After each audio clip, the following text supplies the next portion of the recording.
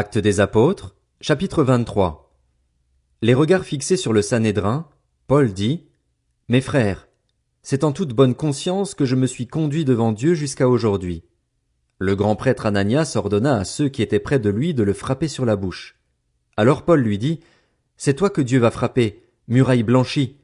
Tu sièges pour me juger conformément à la loi et tu violes la loi en ordonnant qu'on me frappe. » Ceux qui étaient près de lui dirent, « Tu insultes le grand prêtre de Dieu. » Paul répondit, « Frère, je ne savais pas que c'était le grand prêtre.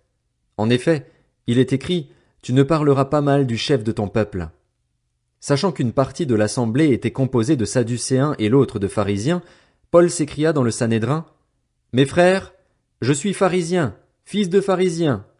C'est à cause de l'espérance de la résurrection des morts que je suis mis en jugement. » Quand il eut dit cela, un débat surgit entre les pharisiens et les Sadducéens, et l'assemblée se divisa.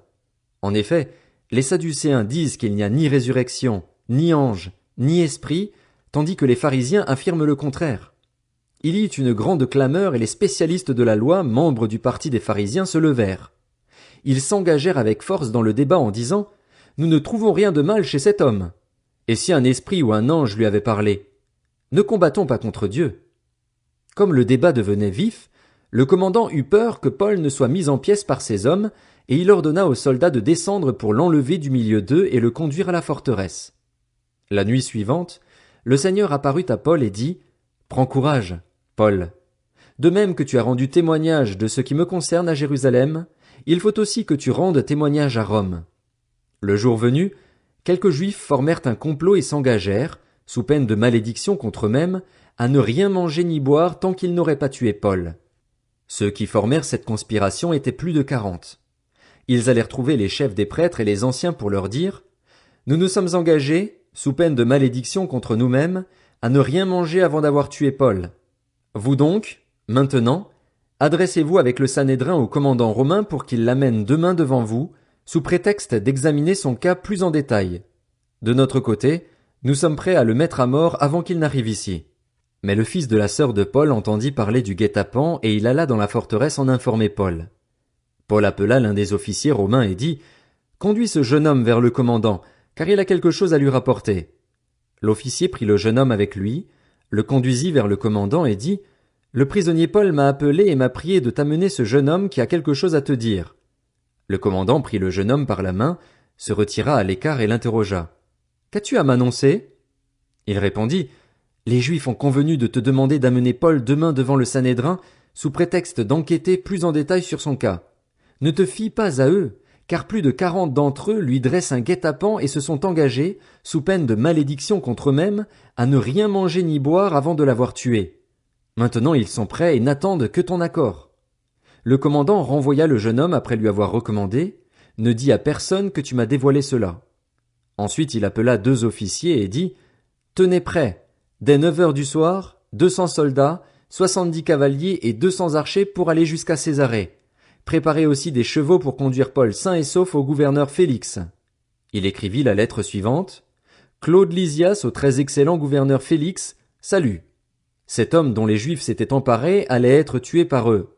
Je suis alors intervenu avec des soldats et le leur ai arraché, car j'avais appris qu'il était romain. Voulant connaître le motif pour lequel ils l'accusaient, je l'ai amené devant leur tribunal.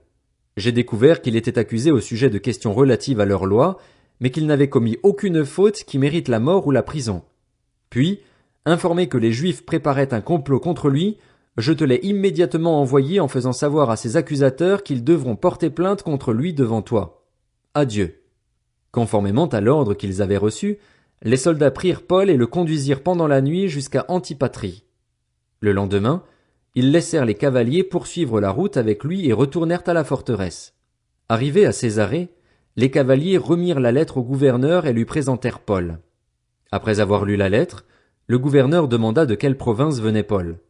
Apprenant qu'il était originaire de la Cilicie, il lui dit « Je t'entendrai quand tes accusateurs seront venus. » Puis il ordonna de le garder dans le prétoire d'Hérode. Actes des apôtres, chapitre 24. 5 jours après, le grand prêtre Ananias descendit à Césarée avec des anciens et un avocat du nom de Tertulle. Ils portèrent plainte contre Paul devant le gouverneur.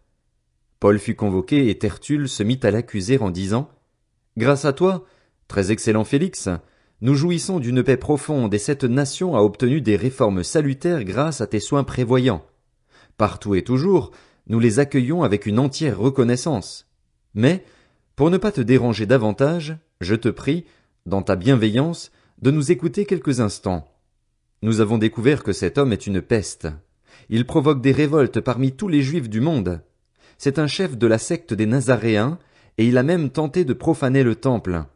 Nous l'avons arrêté et nous avons voulu le juger d'après notre loi, mais le commandant Lysias est arrivé. Il l'a arraché de nos mains avec une grande violence et a donné l'ordre à ses accusateurs de venir devant toi. Tu pourras toi-même, en l'interrogeant, reconnaître le bien-fondé de toutes les accusations que nous portons contre lui. Les Juifs appuyèrent ce réquisitoire en déclarant que c'était bien exact. Lorsque le gouverneur lui fit signe de parler, Paul répondit « Je sais que tu es juge de cette nation depuis de nombreuses années, et c'est avec confiance que je prends la parole pour défendre ma cause. Comme tu peux le vérifier, il n'y a pas plus de 12 jours que je suis monté à Jérusalem pour adorer Dieu. Ni dans le temple, ni dans les synagogues, ni dans la ville on ne m'a trouvé en train de discuter avec quelqu'un ou de provoquer un soulèvement de la foule. Ils ne peuvent pas prouver ce dont ils m'accusent maintenant. Je t'avoue bien que je sers le Dieu de mes ancêtres selon la voie qu'ils appellent une secte. Je crois tout ce qui est écrit dans la loi et dans les prophètes, et j'ai en Dieu l'espérance, comme ils l'ont eux-mêmes, qu'il y aura une résurrection des justes et des injustes. C'est pourquoi je m'efforce d'avoir constamment une conscience sans reproche devant Dieu et devant les hommes. Après une absence de plusieurs années, je suis venu pour apporter des dons à ma nation et présenter des offrandes. C'est alors que quelques Juifs d'Asie m'ont trouvé dans le temple. J'avais accompli la cérémonie de purification et il n'y avait ni attroupement ni tumulte. C'était à eux de se présenter devant toi et de m'accuser, s'ils avaient quelque chose contre moi. Ou bien, que ceux qui sont ici déclarent de quel crime ils m'ont trouvé coupable lorsque j'ai comparu devant le Sanhédrin, à moins qu'il ne s'agisse uniquement de la parole que j'ai lancée au milieu d'eux. C'est à cause de la résurrection des morts que je suis aujourd'hui mis en jugement devant vous. Félix, qui était parfaitement au courant de ce qui concernait cet enseignement, les renvoya en disant « Quand le commandant Lysias sera venu, j'examinerai votre affaire. » Il donna l'ordre à l'officier de garder Paul, tout en lui laissant une certaine liberté et de n'empêcher aucun de ses proches de lui rendre des services ou de venir le voir. Quelques jours plus tard, Félix vint avec sa femme Drusille, qui était juive, et il fit appeler Paul. Il l'écouta parler de la foi en Christ. Mais lorsque Paul discuta de la justice, de la maîtrise de soi et du jugement à venir, Félix fut effrayé et lui dit « Retire-toi pour le moment. Quand j'en trouverai l'occasion, je te rappellerai. » Il espérait en même temps que Paul lui donnerait de l'argent pour qu'il le relâche. C'est pourquoi il le faisait venir assez souvent pour s'entretenir avec lui. 2 ans passèrent ainsi et Félix eut pour successeur Porcius Festus. Dans le désir de plaire aux Juifs, Félix laissa Paul en prison. Actes des Apôtres, chapitre 25. 3 jours après son arrivée dans la province, Festus monta de Césarée à Jérusalem.